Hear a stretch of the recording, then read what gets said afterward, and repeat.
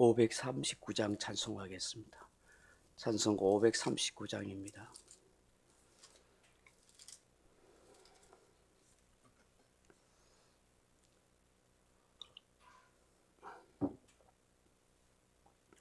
(539장입니다) 너 예수께 조용히 나가 내 모든 짐 내려놓고 주 십자가 사랑을 믿어 제사함을 너 받으라.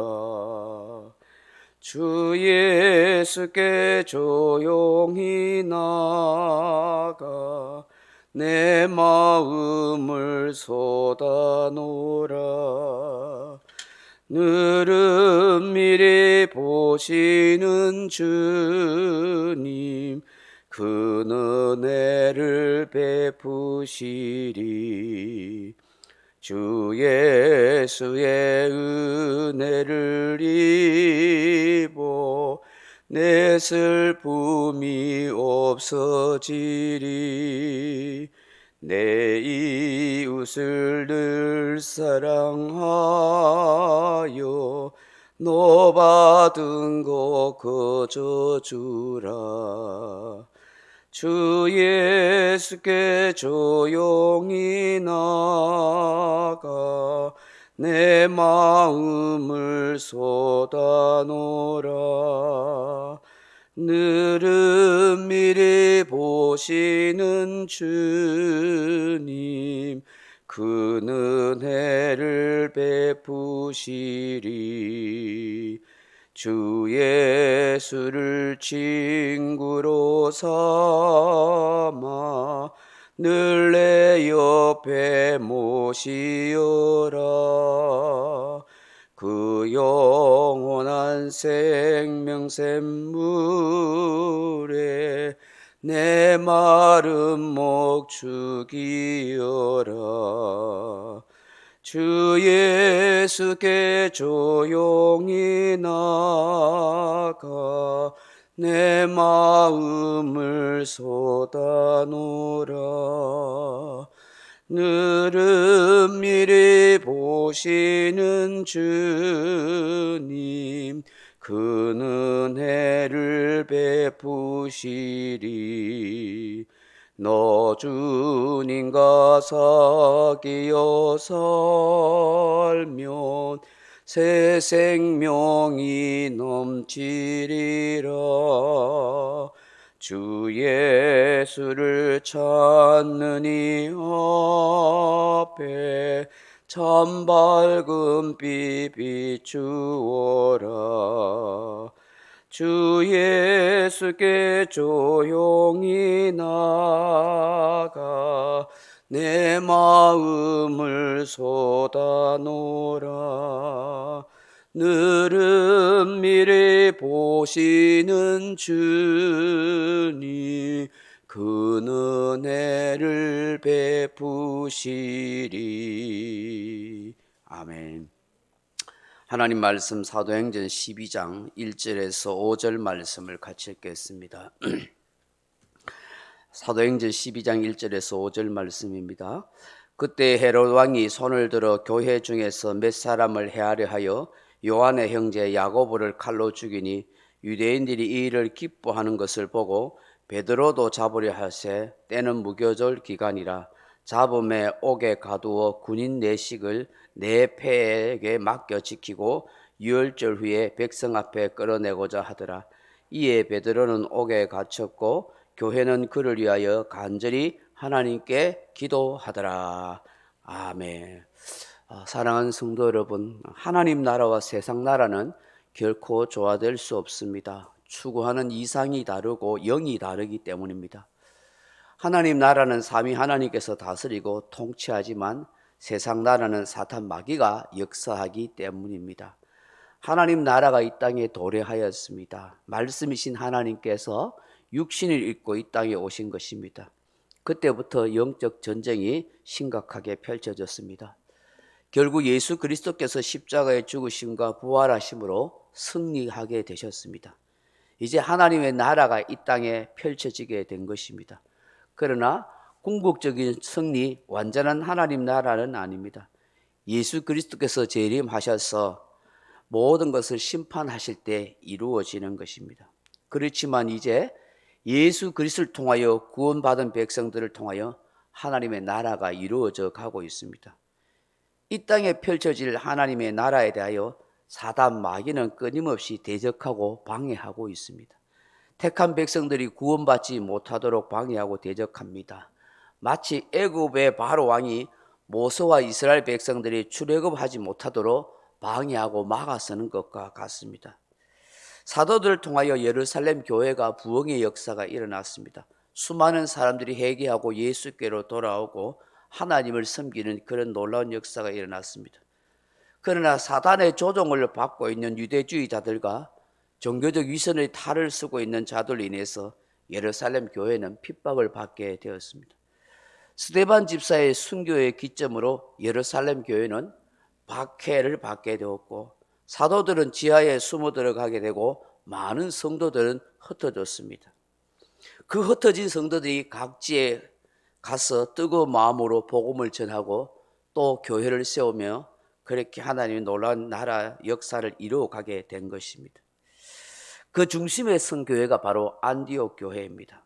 바나바와 바울의 가르침을 통하여 교회는 든든하게 그렇게 서갔습니다. 그런데 모 교회였던 예루살렘 교회는 계속해서 힘든 시절을 보내고 있었습니다. 종교적인 핍박을 넘어서 이제는 정치적인 박해가 시작된 것입니다. 유대인이 아니면서 로마의 앞잡이 노릇을 하던 유대 땅을 다스리고 있던 이 헤롯 왕이 갑자기 예루살렘 교회를 핍박하기 시작한 것입니다. 유대주의자들, 바리새인들, 사두개인, 율법사, 제사장 그룹과 모종의 음모가 그렇게 펼쳐진 것 같습니다. 영적으로 말하면 정사와 권세를 가진 이 사단을 통해서 결국은 이 교회를 무너뜨리기 위해서 교회의 지도자인 사도들을 그렇게 핍박하고 죽이려고 한 것입니다. 오늘 본문에 보시면 이 야고보는 세베대의 아들이요 요한복음, 요한 1, 2, 3서, 요한계시록을 기록한 사도 요한의 형이자 예수님의 사랑받던 이 제자인 야고보를 잡아다가 그렇게 죽이게 되었습니다. 사도들 중에 첫 순교자가 나온 것입니다. 그리고 뒤이어 사도 베드로까지 잡아 감옥에 가두게 되었습니다. 그야말로 예루살렘 교회는 핵심 지도자를 죽이고 가두어 놓게 된 것입니다. 예루살렘 교회는 큰 위기에 빠진 것이죠. 이제 얼마 안 있으면 베드로도 아마 신문을 받고 사형을 당하게 될 것입니다. 그런데 하필이면 이스라엘 명절인 무교절 기간인 까닭에 당장 재판을 해서 사형을 집행하지는 못했습니다. 그 무교절 명절이 끝난 다음에 아마 재판하고 사형하려고 했던 것입니다. 이미 엎질러진 물처럼 베드로를 사형하는 작정은 다 시작되고 끝난 상황입니다. 이런 상황 속에서 예루살렘 교회의 최고 지도자인 베드로를 살릴 길은 없습니다. 빼낼 방법도 없습니다. 특공대를 조직해서 쳐들어가서 빼낼 수도 없고 돈을 많이 주고 뇌물을 주고 간수들에게 빼낼 수도 없습니다. 그 누구도 헤롯 왕을 돌릴 수도 없는 상황입니다. 그렇다고 데모를 할 수 있는 것 아니지 않습니까? 이런 상황에서 교회가 할 수 있는 일이 무엇이 있습니까? 오늘 본문에 보십시오. 5절에 뭐라고 기록하고 있습니까? 이에 베드로는 옥에 갇혔고 교회는 그를 위하여 간절히 하나님께 기도하더라. 아멘. 사랑하는 성도 여러분, 오늘 우리가 읽은 이 본문을 통해서 우리가 깨닫게 되는 것이 무엇입니까? 그 첫째로는 우리의 신앙생활은 결코 평탄한 삶이 아니다 하는 것을 말씀하는 것입니다. 많은 사람들이 착각하는 것, 예수 믿으면 교회에 나오면 만사형통이요 하나님보다 잘 될 거라고 생각합니다.